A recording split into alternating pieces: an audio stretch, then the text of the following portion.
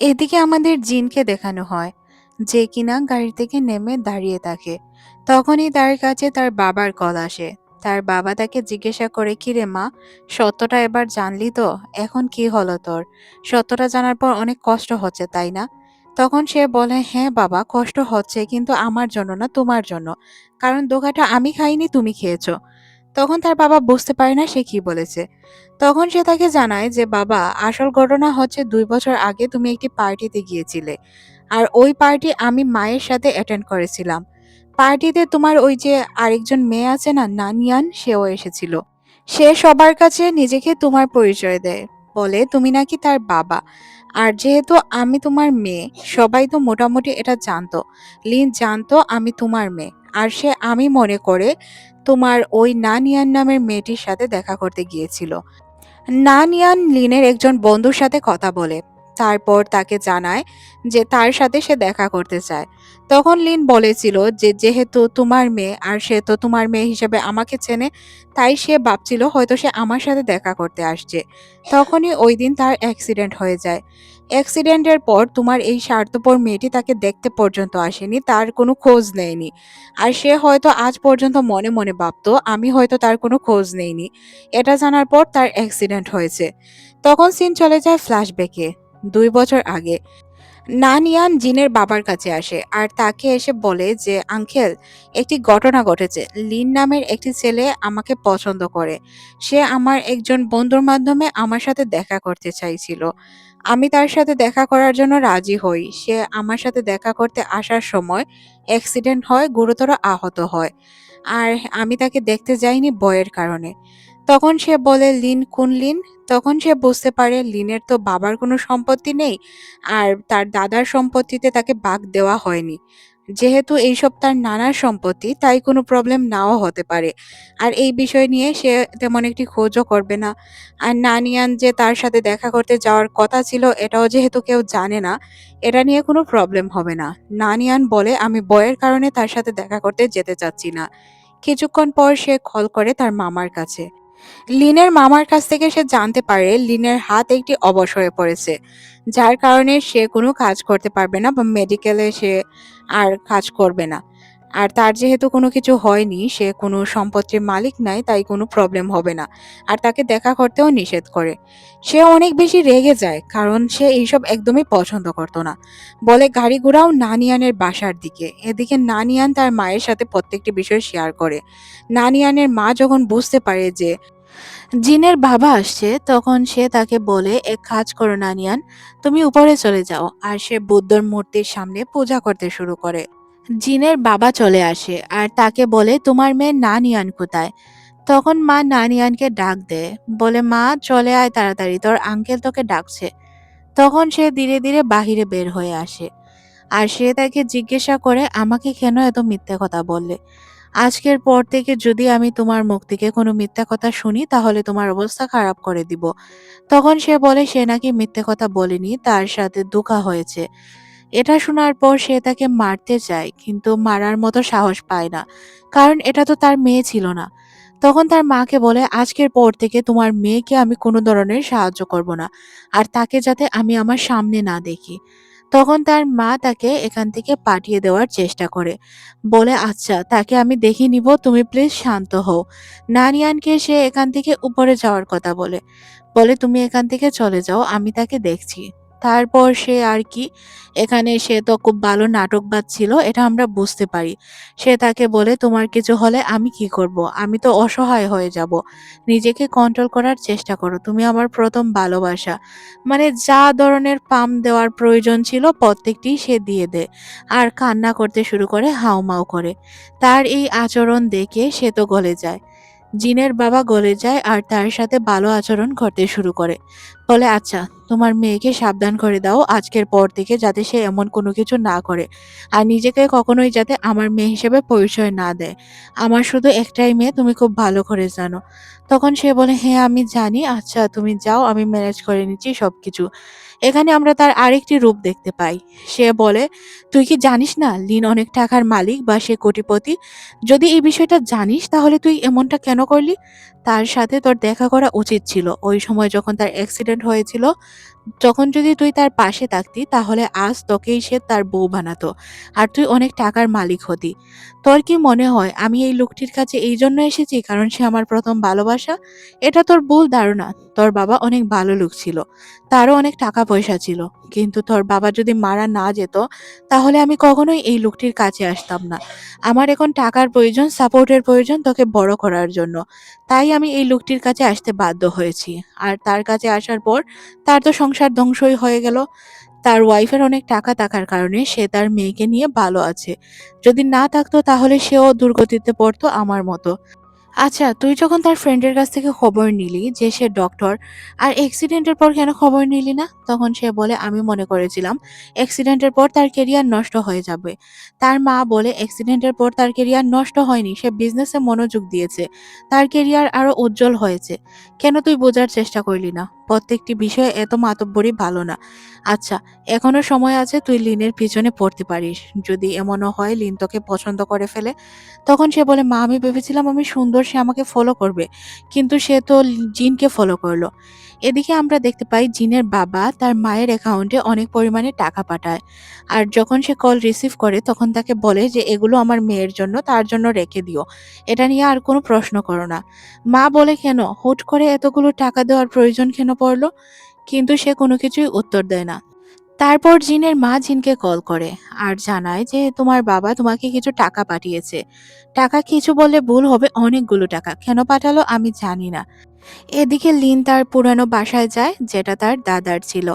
দাদার বাড়িতে গিয়ে দাদার পুরো ঘর সে ঘুরে দেখতে শুরু করে। এখানে সে তার ছোটবেলা কাটিয়েছে।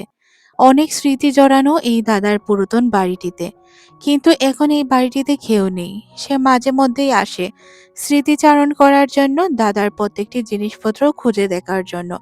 সে ছোটবেলা যেহেতু এই জায়গায় কাটিয়েছে তার বাবা মা দাদা দাদির সাথে, এইগুলো মনে করে আর তার হাতের আঘাতের কথা মনে করতে থাকে। সিন পরিবর্তন হয় পরদিন সকালে অফিসে। অফিসে একজন ম্যানেজার আসে আর বলে আজকের মিটিং আমি অ্যাটেন্ড করব। স্যার একটি কারণে বিজনেস ট্রিপে গিয়েছেন। এটা জানার পর সে বলে বিজনেস ট্রিপ, আমাকে তো কিছু বলেনি। তারপর সে ট্যাক্স দেখতে পায়। লিন তাকে বলেছে সে নাকি একটি বিজনেস ট্রিপে গিয়েছে। এখানে আমরা লিনকে দেখতে পাই যে কিনা শহর থেকে অনেকটা দূরে যাচ্ছিল। এখানে যে ড্রাইভারটি ছিল তাকে জিজ্ঞাসা করে, স্যার আপনি কি কোনো উদ্দেশ্য ছাড়া ঘুরছেন? সে বলে আমি উদ্দেশ্য ছাড়া কোথাও যাই না। তারপর সে অনেক সুন্দর সুন্দর কিছু জায়গা ঘোরে। জায়গাগুলো ঘোরার সময় যতগুলো কাপল দেখতে পায় তার বারবার জিনের কথা মনে পড়তে থাকে। কিছুক্ষণ পর সে নিজেই ড্রাইভ করতে শুরু করে। ড্রাইভ করে সে বালুর চরের দিকে এগোচ্ছিল। ড্রাইভার তখন তাকে জিজ্ঞাসা করে, স্যার আমরা কোথায় যাচ্ছি? তখন সে বলে, কোথায় যাচ্ছি কিছুক্ষণ পরই দেখে নিও, এখন কি বলার প্রয়োজন? তখন ড্রাইভারটি কিছু বলতে পারে না। তারা একটি সোলার প্যানেলের কাছে যায়। এখানে অনেকটা জায়গা জুড়ে সোলার প্যানেল ছিল।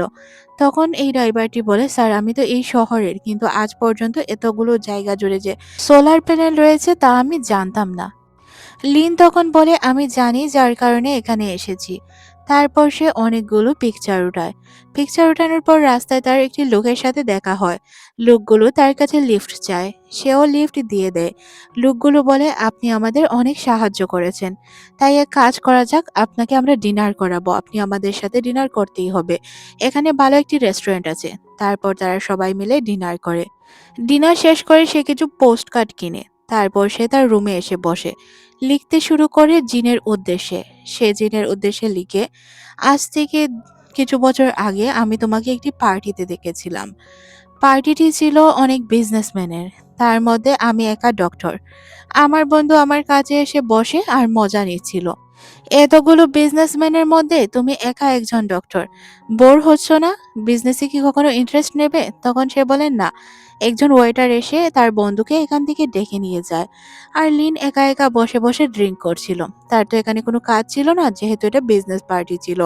তখনই তার লঞ্জার পড়ে যায় জিনের উপর। জিন কিছু লোকের সাথে ঝগড়া করছিল। ঝগড়া বলতে কথা কাটাকাটি।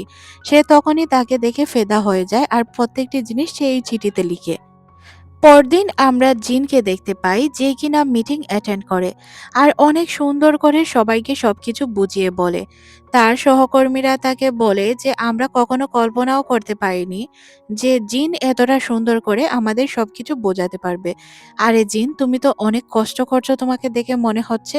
জিন বলে, হ্যাঁ, আগে আমি কিছু হয়তো বুঝতাম না, কিন্তু এখন আমি সবকিছু চেষ্টা করছি বোঝার। আর আমাকে সবচেয়ে বেশি হেল্প করেছে লিন স্যার। তখন তারা জিজ্ঞাসা করে, আচ্ছা এই লাইটিং নামটি প্রজেক্টের কে দিয়েছে? তুমি দিয়েছো? তখন সে বলে, না, লিন দিয়েছে। তারপর আমরা তাকে দেখতে পাই যে তার কাছে একটি পোস্ট কার্ড বা একটি পার্সেল আসে। পার্সেলটি যখন সে লিনের নামে দেখতে পায়, বাসে বসে বসে সে এটা পড়তে শুরু করে। অনেক যত্ন সহকারে সে চিঠি খোলে। খুলে সে দেখতে পায় এখানে অনেকগুলো পোস্ট কার্ড ছিল। পোস্ট কার্ডগুলো অনেক সুন্দর ছিল আর তাতে অনেকগুলো ডেট লেখা ছিল। সাথে ছিল একটি চিঠি, অনেক বড় একটি চিঠি। চিঠিটা খুলে সে পড়তে শুরু করে। চিঠিতে লেখা ছিল, তুমি কি জানো আমি তোমাকে প্রথম কোথায় দেখেছিলাম? তখন সে ওই পার্টির ডেট বলে আর পার্টিটির নাম বলে। পার্টিটির নাম বললে আমরা জানতে পারি ওই দিন জিনের মা পার্টিতে যেতে পারবে না, যার কারণে তাকে কল করে জানায় যে পার্টিতে যাওয়ার জন্য। তখন সে তার মাকে বলে, মা, ওই আন্টি কি জানে না আপনার যে বাবার সাথে ভালো সম্পর্ক নেই, আপনাদের তালাক হয়েছে? তাহলে কেন আন্টি আপনাকে ইনভাইট করলো আর কেনই ওই জায়গায় যেতে বললো, আর বাবাকেই বা কেন ইনভাইট করলো? তখন সে বলে, দেখো, বিজনেসে এইসব খোঁজা যায় না, উনি একজন বিজনেস লেডি, তাই তুমি চলে যাও। এখানে আমরা দেখতে পাই সে ওই আন্টিটির সাথে দেখা করে আর তাকে বলে, আন্টি আপনি দেখতে যতটা সুন্দর তার চেয়ে বেশি অনেক ইন্টেলিজেন্ট। আপনি সবকিছু এত সুন্দর করে প্রিপারেশন করেন, সাথে আপনি আপনার যে সৌন্দর্য ধরে রেখেছেন, এটা তো অনেক ভালো কাজ। তখন সে তাকে বলে, তুমি অনেক ভালো কথা শিখে ফেলেছো আর তোমার মা আসতে পারবে না এটা আমাকে বলেছে। এক কাজ করো, ভেতরে অনেক খাবার আছে, এনজয় করো। সে বলে, হ্যাঁ, আমি খাবারের জন্যই এসেছি। তারপর সে এক পিস কেক আর জুস নিয়ে একটি জায়গায় বসে আর মনে মনে ভাবে আধা ঘন্টা এখানে বসবে, তারপর সে এখান থেকে চলে যাবে। তখন সে পিছনে কিছু বিজনেসম্যানদের কথা শুনতে পায়। তখনই এখানে এন্ট্রি হয় তার বাবার। তার বাবা আসে তার ওই বোনটিকে নিয়ে। বোন বললে ভুল হবে, এখানে তো তার কোনো সম্পর্ক ছিল না তার সাথে। কিন্তু যাই হোক, এদিকে ওই পিছনে থাকা লোকগুলো তার বাবাকে নিয়ে কথা বলতে শুরু করে। বলে কিছুদিন আগেই তালাক হয়েছে লোকটির। সে তার এক্স গার্লফ্রেন্ডের সাথে থাকতে শুরু করেছে আর মেয়েটি তার এক্স গার্লফ্রেন্ডের। তার ডিভোর্স হতো না যদি তার ওয়াইফ তার কথা শুনে চলতো। তার ওয়াইফ শুনেছি নাকি অনেক একরোখা টাইপের একজন মেয়ে। সে নিজের সিদ্ধান্ত নিজে নিতে পছন্দ করে। শুনলাম ডিভোর্সের পরে নাকি অনেক কান্না করেছে। হাজবেন্ডের কথা শুনলে তো আর ডিভোর্স হতো না, অনেক সুন্দরভাবে জীবনযাপন করতে পারতো। মেয়েগুলো যে কেন এমন করে, নিজের সিদ্ধান্ত নিজেকে অনেক স্বাধীন ভাবতে চায়। তখন ওই লোকটি আবার উঠে চলে যায় তার বাবার সাথে দেখা করতে। বলে, আচ্ছা উনি যখন এসেছে তাহলে দেখা করে আসি। যখন তার সাথে পরিচিত হয় আর বলে যে আপনার সাথে অনেকদিন পর দেখা হচ্ছে, তখন তার হাত থেকে কার্ডটি নিয়ে ফেলে জিন। এটা দেখে লোকটি অবাক হয়। তখন জিন বলে, যারা মহিলাদের সম্মান করতে পারে না তারা কারো সামনে নিজের পরিচয় দেওয়ার যোগ্যতাও রাখে না। এটা শুনে তার বাবা বলে, জিন তুই কখন এলি, আমাকে তো কিছু বললি না, বললে তো আমি তোর সাথেই আসতাম। তখন সে বলে, আমার মায়ের সম্পর্কে মহিলাদের সম্পর্কে উল্টাপাল্টা কথা বলে আপনি কিভাবে সাহস পান পার্টি অ্যাটেন্ড করার? আর আপনি তো খুব ভালো করে জানেন এই পার্টি কে অ্যাটেন্ড করেছে, একজন মহিলা। তাহলে একজন মহিলার সম্পর্কে এত খারাপ ধারণা কিভাবে থাকতে পারে একজন মানুষের? যদি আপনাদের এত খারাপ ধারণাই থাকে তাহলে কেন এই পার্টিগুলো অ্যাটেন্ড করেন আর ওই মহিলাদের পা ধরেই বিজনেসে সাফল্য পেতে চান? আপনাকে বলে রাখি, আজকের পর থেকে যদি মেয়েদের অপমান করে কথা বলার চেষ্টা করেছেন, তাহলে আপনার অবস্থা কি হবে আপনি নিজেও কল্পনা করতে পারছেন না। পার্টি ওনার কিন্তু একজন মেয়ে, আমি বারবার বলছি। আর উনার বাসায় বসে আপনি উনার বান্ধবীদের সম্পর্কে বাজে কথা বলছেন, লজ্জা লাগে না? আর এই সব কথাই দূর থেকে শুনতে পায় লিন। জিন যখন বুঝতে পারে যে তাদের অতীতেই দেখা হয়েছে তখন সে অবাক হয়ে যায়। তাকে সে প্রশ্ন করেছিল, তোমার পছন্দের মেয়ের সাথে তোমার কখন দেখা হয়েছিল? লিন তখন ওই পার্টির ডেট বলেছিল। এটা শোনার পর সে তো অবাক হয়ে যায় আর মনে মনে ভাবে এটা কিভাবে সম্ভব। তারপর সে চিঠিতে আরো লেখে, ওই দিন আমাদের বন্ধু আমাদের পরিচয় করিয়ে দিয়েছিল। তুমি ওইদিন তাড়াহুড়ায় থাকার কারণে তাড়াতাড়ি বাসায় চলে যাও। যেহেতু আমারও সার্জারি ছিল তাই আমিও তাড়াতাড়ি হসপিটালে চলে যাই। আমার বন্ধু আমাকে কল করে জানায় তুমি নাকি আমার সাথে দেখা করতে চাও। তাই আমি ওই সময় সার্জারি শেষ করে তোমার সাথে দেখা করতে প্রস্তুত হই। তখনই আমার ওই জায়গায় অ্যাক্সিডেন্ট হয়ে যায়। অ্যাক্সিডেন্টের পর যেহেতু তুমি আমার সাথে দেখা করতে আসোনি, তাই আর তোমার প্রতি আমার রাগ ছিল। কিন্তু এখন নিজেরকেই নিজের প্রতি গিল্টি ফিল হচ্ছে। তারপর আমরা জিনকে দেখতে পাই যে কিনা লিনকে কল করে। সে কল রিসিভ করে। তার সাথে কথা বলে। জিন বলে, "তুমি কখন আসছো?" লিন বলে, "খুব তাড়াতাড়ি চলে আসবো। আমার ফ্লাইট মিস হয়েছে তাই ট্রেনে করে আসছি।" জিন তখন বলে, "আমি আমার মায়ের বাসায় আছি। কাল সকালে যখন তোমার ট্রেন থামবে তুমি তখন সরাসরি মায়ের বাসায় আসবে। আমি তোমাকে পিক করতে যাব। তুমি বলো তোমার ট্রেন কটার দিকে আসবে?" তখন সে বলে, "আমার ট্রেন ৯টার দিকে আসবে। এত সকাল তুমি আসতে পারবে না।" জিন তখন বলে, "যা বলতে বলেছি তাই বলবে। তুমি এই স্টেশনে নামবে তারপর আমি তোমাকে নিতে আসব।" তখন সে বলে, "আচ্ছা।" এই কথা বলে সে ফোন কেটে দেয়। পরদিন সকাল ৬টার দিকে সে উঠে বেরিয়ে পড়ে। মা জিজ্ঞাসা করে, "কোথায় যাচ্ছ?" সে বলে, "কাউকে পিক আপ করতে।" এই কথা বলে সে তার জন্য কিছু খাবার কিনে। খাবার নিয়ে সে স্টেশনের দিকে যায়। স্টেশনের দিকে যাওয়ার পর সে অপেক্ষা করছিল লিনের জন্য। লিন যখন নামে, লিনকে দেখে সে কিছুটা লজ্জা পায় আর মনে মনে ভাবে তার সামনে কিভাবে যাবে। লিন ট্রেন থেকে নেমে সোজা হাঁটতে শুরু করে। সে অন্যদিকে লুকিয়েছিল। দেখতে পায় লিন তো অপোজিট দিকে যাচ্ছে। তখন সে মনে মনে ভাবে কেন এই জায়গায় লুকাতে গেলাম। তারপর সে তার পিছে হাঁটতে শুরু করে। লিন মনে করছিল হয়তো জিন তার সাথে দেখা করতে আসেনি। মানে আসেনি এত সকাল যে সে আসবে এটাও হয়তো তাকে বলেনি। তারপর আমরা দেখতে পাই সে লক্ষ্য করে তাকে পিছন থেকে কেউ ফলো করছে। যখন পিছন ফিরে সে জিনকে দেখতে পায় তখন বলে, "তুমি এখানে কি করছো এত সকাল?" জিন তখন তাকে বলে, "তুমি আমাকে মিথ্যে কেন বলেছিলে? তুমি তো আমাকে বলেছিলে তোমার ট্রেন নাকি ৯টার দিকে আসবে।" তখন লিন বলে, "হ্যাঁ, আমি জানতাম। আসলে আমি এই কথা বলার কারণ আমি ভেবেছিলাম যদি আমি ৭টার দিকে বলি তাহলে তুমি বলবে এত সকাল তুমি আসতে পারবে না। যার কারণে আমি ৯টা বলেছি। কিন্তু তুমি তো এর আগেই চলে এলে। তুমি কিভাবে জানলে যে ৭টার দিকে ট্রেন আসবে?" তখন সে বলে, "আমি জানবো কিভাবে? আমি জেনে যাচ্ছিলাম। আমি আসলে খোঁজ নিয়ে দেখতে পাই তখন আমি চলে আসি। এখন কি মনে হচ্ছে?" সে বলে, "কিছুই মনে হচ্ছে না। এই নাও তোমার রুটি। এগুলো খেয়ে নাও।" জিন বলে, "এই নাও তোমার স্টিম বান। আমি জানি তোমার স্টিম বান অনেক পছন্দ।" সে বলে, "হ্যাঁ পছন্দ, কিন্তু এখন তো ঠান্ডা হয়ে যাচ্ছে। আচ্ছা চলো একটি রেস্টুরেন্টে যাই। আমি জানি এখানে তারা গরম করে দিবে।" তখন সে বলে, "আচ্ছা এই রেস্টুরেন্টের কি কাউকে তুমি চেনো যে আমাদের স্টিম বান গরম করে দিবে?" তখন সে বলে, "না চিনি না। তবে তাদের এখানে স্টিম বান পাওয়া যায় না। তাহলে তারা মাইন্ড করবে না এগুলো গরম করে দিতে।" তারপর তারা কিছু অন্য খাবারও অর্ডার করে সাথে স্টিম বানগুলোও এনজয় করে।